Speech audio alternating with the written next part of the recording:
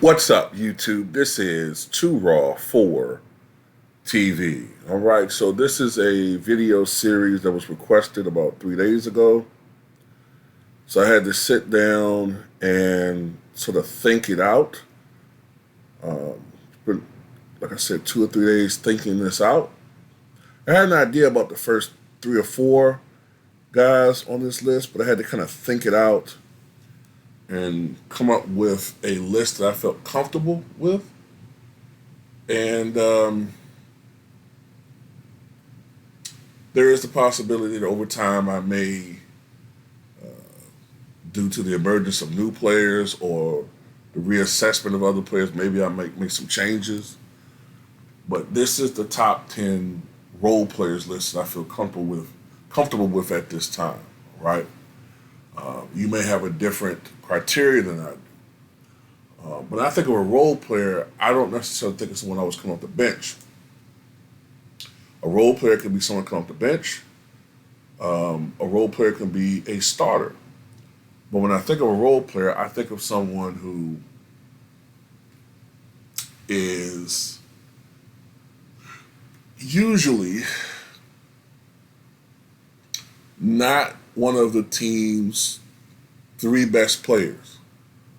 Okay, he could be a player that is unsung and a player known for doing one or maybe a couple of things. But he excels in these roles. He excels in his role to the point where you can't imagine that team succeeding without this particular player's efforts. All right? So number 10, I have AC Green. All right? AC Green, the first thing I think about with AC Green, obviously, is his Iron Man status. I think he is the premier Iron Man in professional basketball history, not just NBA history, but professional basketball history. From November 19th, 1986 to April 3rd, 2001, when he retired, AC Green did not miss a basketball game. During that time period, he played in an amazing 1,192 consecutive ball games. Simply amazing. He came out of Oregon State back in 1985, the 23rd overall pick in the first round, selected by the Los Angeles Lakers. He's best known for his stint with the Los Angeles Lakers, but he also had a successful stint with the Phoenix Suns as well. Finished out his career with the Mavericks, played one additional season with the Kobe Shaq Lakers, and then one more season with the Miami Heat before everything was said and done with AC Green. Right? Primarily played the power forward position. Listed at 6'9", 225. When he was a pro, he probably was more around 6'9", 235. And as far as his resume is concerned, he's a 3-time NBA champion, all with the Los Angeles Lakers, won titles with the Lakers back in 87, 88 during the Showtime era, and won more titles with the Lakers during the inaugural Kobe Shaq championship in 2000, with much more reduced role on that particular team. Was a NBA All-Star back in the 1989-90 season. Now, there was always some little controversy behind that one because of the fact that I believe the Lakers went 63-19 that year, and I believe they had the best record in the NBA at the All-Star break. And what happened was you had a lot of Laker fans wanting to vote their starters into the All-Star game, and AC Green received more votes than Karl Malone. And AC Green wound up being the starting power forward coming out of the Western Conference. Karl Malone was having the best scoring season of his career at that point. I think he was averaging around 31 points per game. He was so annoyed by the snub, I think in the game before the All-Star break or whatever it was, somewhere around that time period, Karl Malone went off for 61 points against the Milwaukee Bucks in 33 minutes. I just always remember that. Also looking at AC Green's resume, he was on the NBA All-Defensive Second Team in 1989,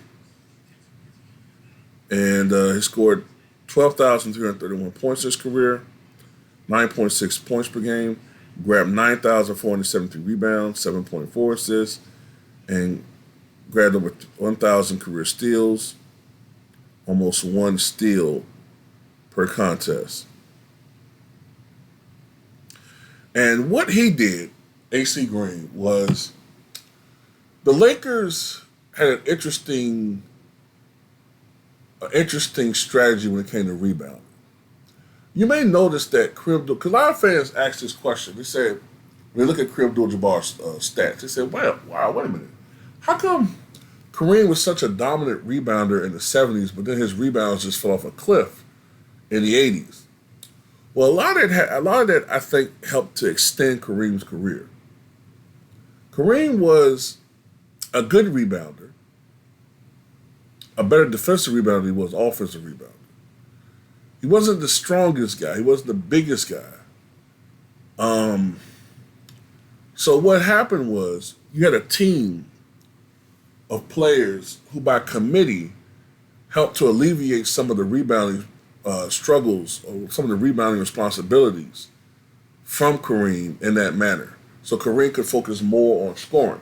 That's why, later on, like in the mid to late 80s, you might see Kareem with a stat line that said 27 points and 5 rebounds. You're like, well, damn, he's not even trying to rebound. Well, a lot of that had to do with the fact that by committee, they had a good team when it comes to rebounders. Magic Johnson, one of the great rebounding point guards of all time, he was getting you about 6 or 7 boards a night, possibly more. Then, of course, later on down the stretch of the Showtime era, you have Michael Thompson. He was giving you like 8 rebounds a night. And then, AC Green, before him, Bob McAdoo, but AC Green was there primarily for his interior defense and because as Kareem aged, like I said, he could focus more and more on scoring, but his interior defense and his rebounding were his strong suits. As a matter of fact, let's look at AC Green's stats: 1,278 total games, 9.6 points, 7.4 rebounds, 1.1 assists. Between 1987 and 1998, he averaged about 11.4 points and 8.3 rebounds during those years. As a matter of fact, during his initial 8 years with the Lakers, AC Green led the team in rebounding for 6 of those 8 years. So he had a very important role on those teams. He also he wasn't a big time scorer, but he was capable of scoring the basketball, and he averaged usually somewhere between 9 to about maybe 12 or 13 points a night, and he did it on great efficiency, usually shooting better than 50% from the floor. As a matter of fact, in 1989-90 season, he shot nearly 54% from the floor. And it was after the 1993 season, after the Magic Johnson era, that AC Green signed with the Phoenix Suns as a free agent. And he was signed as a free agent by the Phoenix Suns because the perception with that Suns team was that even though they were stacked and they were a great offensive club, they lacked some defensive identity. And one of the weaknesses that they had, a glaring weakness, if you look at their 93 finals, is that Jordan, who that season turned 30 and was starting to transition to becoming more of a jump shooter, you might remember that finals, he was driving to the basket more than he had done at any time during that season because they lacked an interior presence, especially a defensive presence. And they, even though they had Charles Barkley averaging 25 and 12, they still need a little bit more help on the boards. So AC Green helped out in that department. And had they played Michael Jordan the Bulls in '94, then maybe that would have been a difference maker. But of course, we know Michael Jordan retired, and as great as AC Green could be, he's not a superstar. So while he may help you in the matchup with the Chicago Bulls, they, you know, other teams, Phoenix still had some other problems. And to me, what Phoenix issue was the size of their backcourt. They didn't have they didn't have the biggest backcourt. I say the mid to late '90s, the trend started to become at that time to have bigger backcourts. Point guards 6'4" and bigger, guards 6'5" and bigger. Whereas you still had some teams where the guards were 6'1", 6'2", and that made a big difference. But anyway, man, AC Green continued his high level play. Although he didn't win a championship with the Phoenix Suns, he still was a very integral part of that team. And they made it to the conference. What was it? The conference. I think semifinals in 1995, losing in 7 games to the eventual champion Houston Rockets.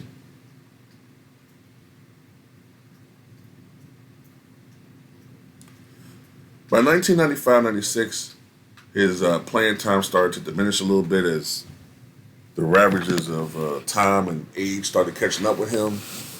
And his playing streak almost ended during a game with the Knicks back in, I think, 1997 it was, when J.R. Reid intentionally elbowed him in the face. AC Green lost 2 teeth and sustained a head injury, but was still able to continue on with his streak by wearing a protective mask, only playing a couple of minutes a game for a few weeks. And it was during the 1997-98 season. On November 20th, 1997, by this point in time, Green had been traded to the Dallas Mavericks. It was in that game where he passed Randy Smith, who played in a remarkable 906 consecutive games. The late Randy Smith, we lost him back in June of 2009 during that finals with Orlando and Lakers. I think he was on a treadmill when he died of a stroke, I think it was, or a heart attack. It was a stroke. But anyway, Randy Smith, 906 game consecutive game streak was broken by AC Green in a game against Golden State. And in March 13th, 1999, AC Green, the amazing AC Green, the real Iron Man, played in his 1,000th consecutive game against Vancouver and finished the 98-99 season at 1,028 games in a row and counting. After 14 seasons in the league, Green had only missed 3 games, all during the 86-87 season, his second year in the league.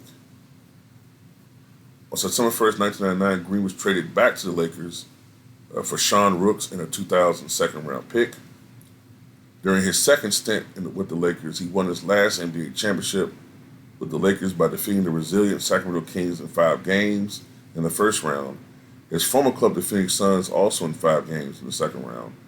And finally, the talented Portland Trailblazers, which we all knew pretty much blew that Game 7 on the road, en route to defeating the Pacers in 6 games to win the championship and the 2000 NBA championship, Green's 3rd title. By this point in time, Green was I don't know if I would say seldom used, but I'm trying to remember how many minutes he was playing. Maybe like 15 to 19 minutes a game by this point in time. I can't remember. He wasn't playing as many minutes. Green played his final NBA season with the Miami Heat when he was reunited with Pat Riley. The Heat made the playoffs where they were eliminated 3-0 by the Charlotte Hornets. And after that season, he retired. One other thing I got to mention, and people going to make jokes about this. One thing that AC Green was noted for in his life was that apparently throughout his entire career, which I think pushed all the way into his late 30s at the time, AC Green was a virgin. He abstained from sex. He was a very religious man, a Christian. And he did not believe in sex before marriage. I forgot when he got married, but I think he got divorced. If I'm not mistaken, but don't quote me on that. But I'm telling you, it had to be that's a real testament to his strength because think about this for a second. He was playing on the Showtime Lakers and was abstaining from sex in L.A. with Magic Johnson. You know that's a lot of temptation there because I couldn't have done it. I could not have done it. But I tell you what, I bet you AC Green spent a lot of money on Vaseline and lotion. And I can only imagine the collection of movies that he indulged in. Now, I don't know. He may not have looked at that stuff, man, but you know he had to. You know he had to release the Kraken a lot, man, because I couldn't imagine it. Anyway, that's all I got to say about it. Tell me what you guys think.